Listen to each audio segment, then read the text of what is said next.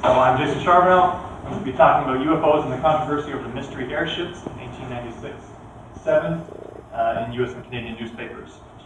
So most of you maybe heard of the airship phenomenon by now, but if you haven't, basically for about 8 months between 1896 and 1897, about 7 years before the Wright brothers flew the first working aircraft at Kitty Hawk, thousands of people across Western North America saw mysterious aerial lights in the sky and sometimes full-blown aircraft.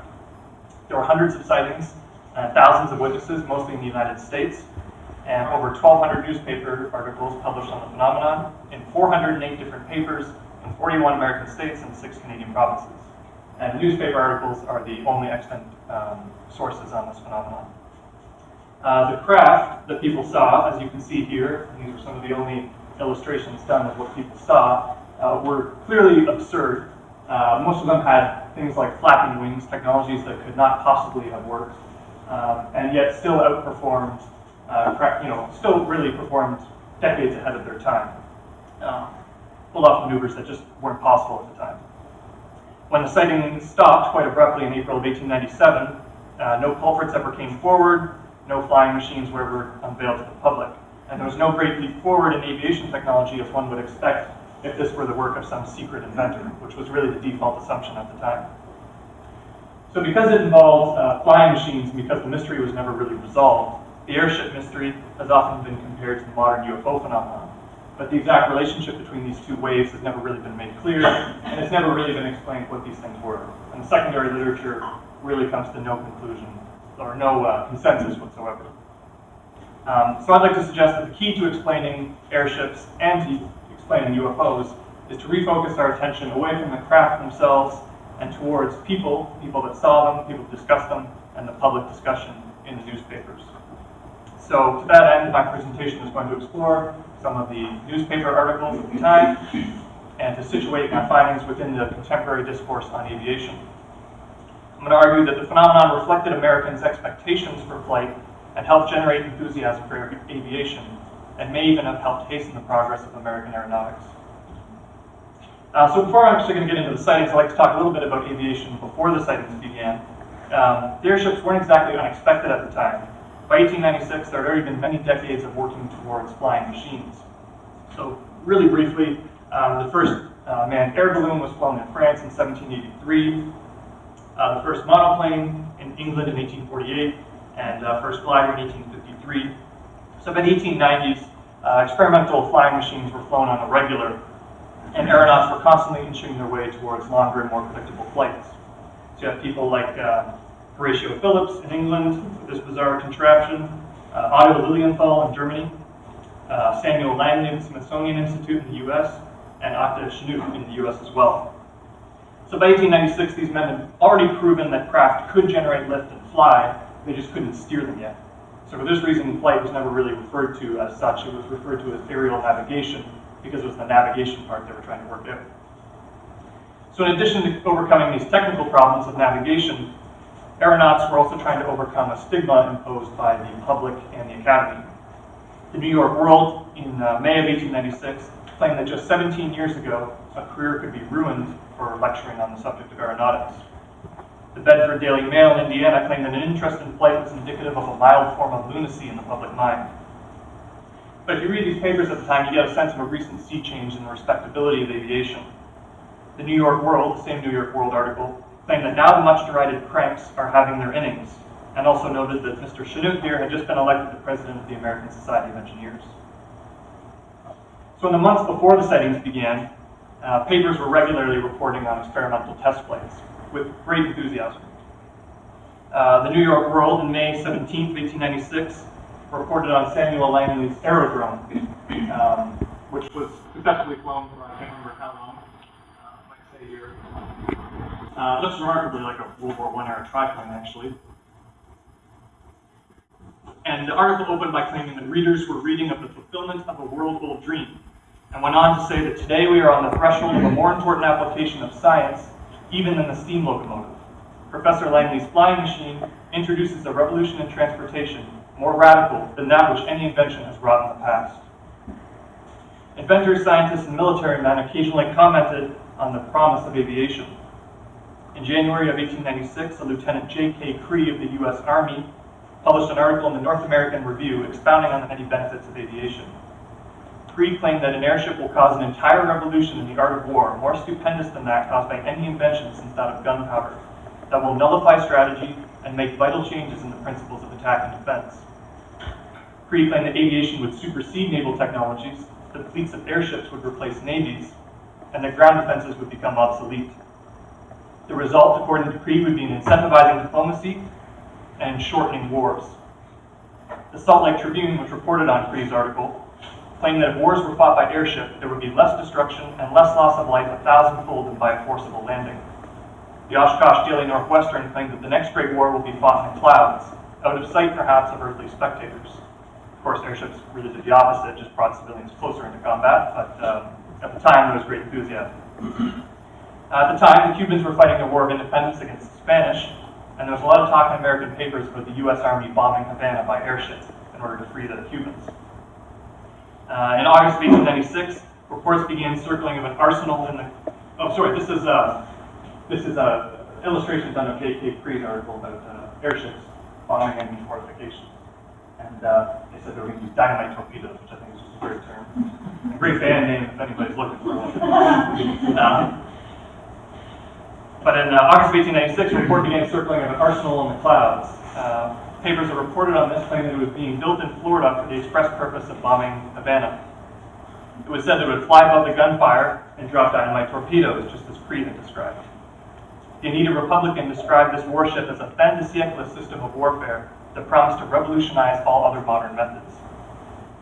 So in short, by 1896, a growing minority of Americans believed that airships had the potential to revolutionize transportation, minimize the destruction of war, but they're still struggling against the stigma, and clearly kind of chomping at the bit, getting ahead of themselves, trying to announce the introduction of flight.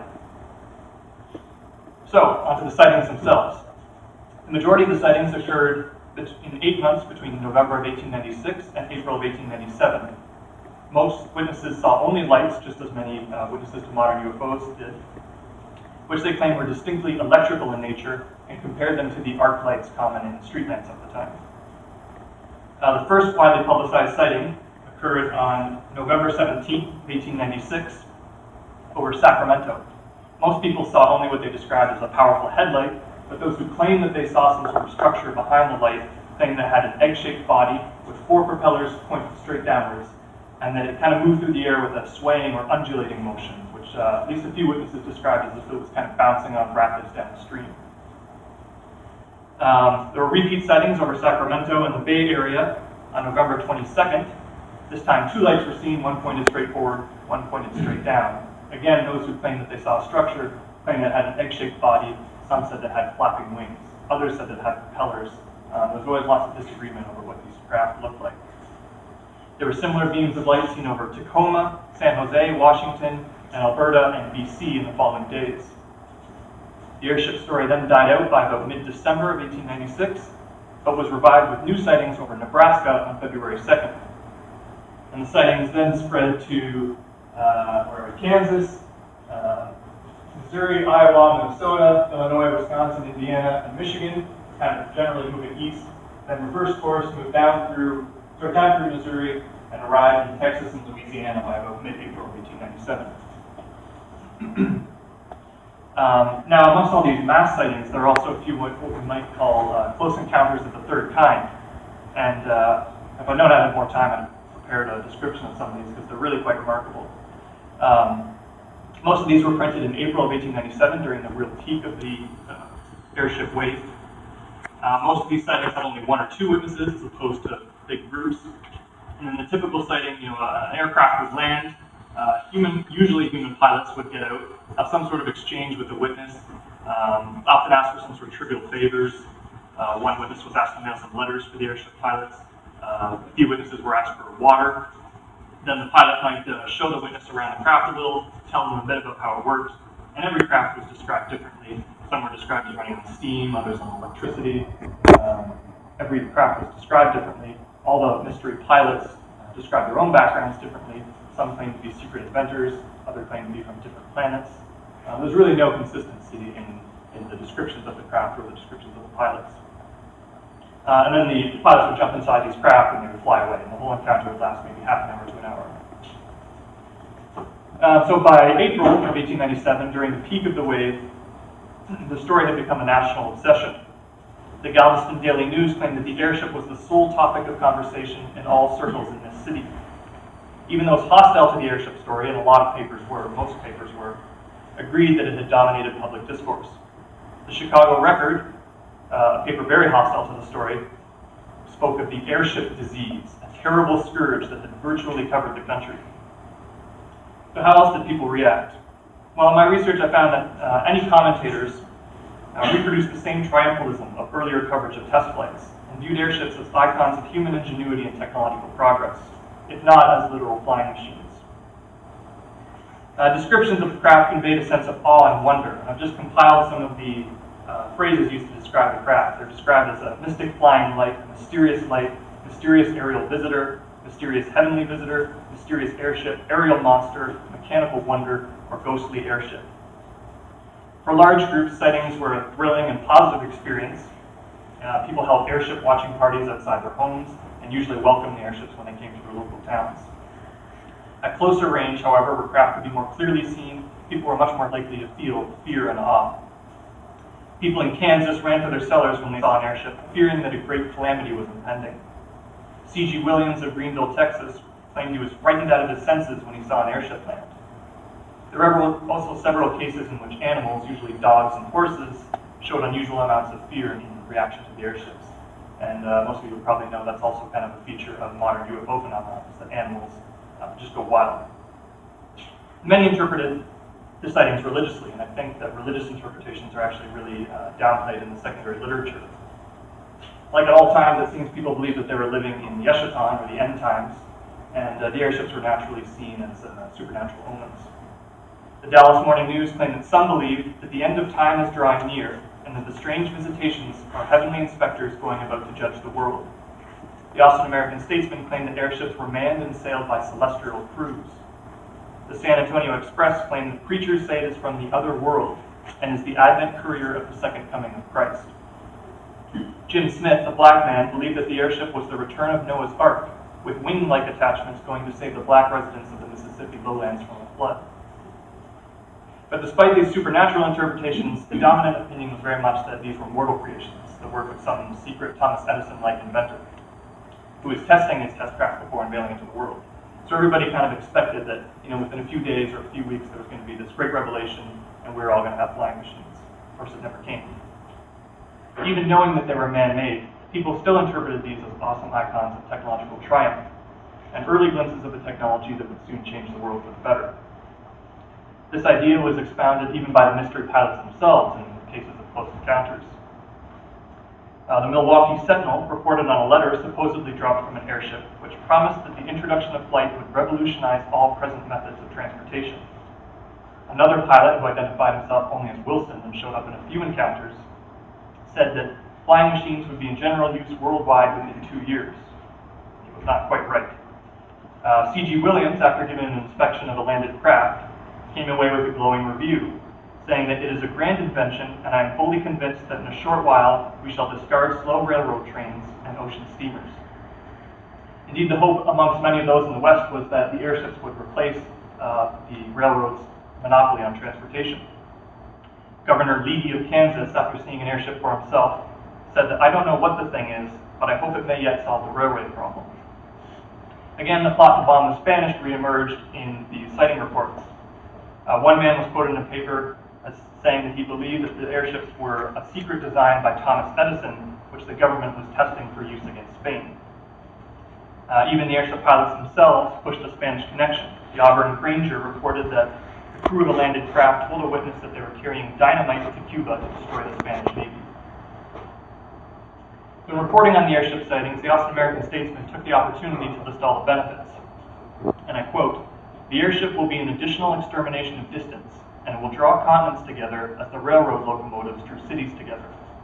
It will obliviate all the dangers of ocean transportation and laugh at storms. It will ensure safety in penetrating and exploring savage countries. It may be the means of discovering the North Pole and other continents. It will make war so dreadful that armies will be disbanded and ocean navies will be superseded by the commerce of the air. There is no telling of the great extent of the possibilities. The Galveston Daily News in Texas, in reporting on the sightings, put the airships in the longer history of man's mastery over nature in a way that encouraged readers, scientists, and inventors to dream big. And I quote, 100 years ago, it would never have been dreamed that the land could be navigated as it is today. And yet, one by one, the forces of nature are now rendering themselves to man. Therefore, there is nothing that should be laughed at. The Brownsville Daily Herald in Texas claimed that that which has been the dream of men for many generations has been done through the tireless efforts of the genius of the present day. So in short, papers took sightings as a reminder of the limitless potential of science and engineering, and even papers dismissive of the airship stories were equally reverent of human ingenuity.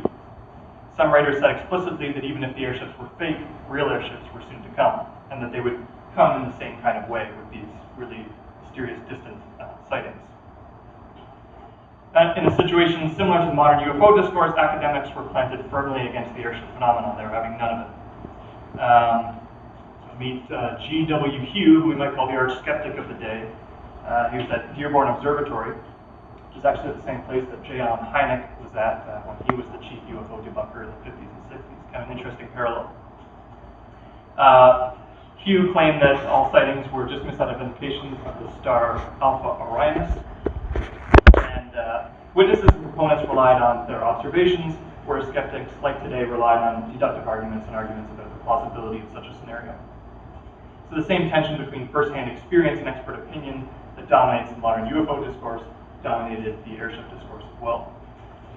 The Burlington Daily Hawkeye summed it up nicely by claiming, "Thus the matter stands. The opinion of the masses launched against the learned minority." So, where am I going with all this? Well, I think it's unlikely that the airships were physically real. The technologies, as I said, were clearly absurd. They reflected past technologies or imagined future technologies, more so than they actually reflected future technologies or what we would see in a decade or so later. And they certainly weren't extraterrestrials. I mean, these ships could have never flown in the air, let alone in outer space. Flapping wings don't do much in outer space. And yet there are too many witnesses and too many sightings for these all to have been mistaken stars. So what were they, and what is the connection to the modern UFO phenomenon? Well, I think that certain ufologists, like Carl Jung, if we can call him a ufologist, he write a lot about UFOs, Jacques Vallée, a hero of mine, more recently Whitley Strieber and Jeffrey Kripal, have argued that the aesthetic qualities of UFOs are actually constructed by the observer. The appearance of UFOs and pilots reflect witnesses' cosmology and technological frame of reference. UFOs, whatever they are and wherever they come from, manifest in our physical reality in a way that reflects how we expect them to appear. UFOs insert themselves in witnesses' mythology in order to influence human belief systems over long periods of time. So I think that the airships were an earlier manifestation of the same phenomenon behind UFOs today, cloaked in the aesthetics and the technologies of the 19th century. And I would suggest that perhaps the airships appeared in order to amplify the nascent optimism and the potential of flight at the end of the 19th century.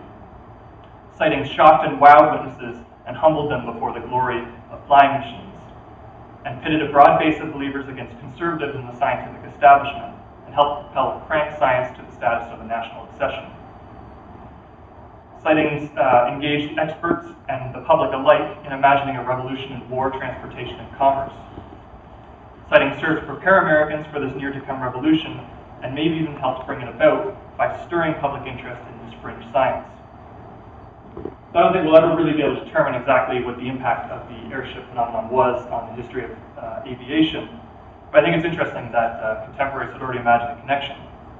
On April 21st of 1897, at the very tail end of the last big wave, the Galveston Daily News claimed that the best way to work out results in any line is to excite a general interest in the public mind. Nobody need be at all astonished if the airship of fancy should in due course of experiment and invention become an airship in fact. Thank you.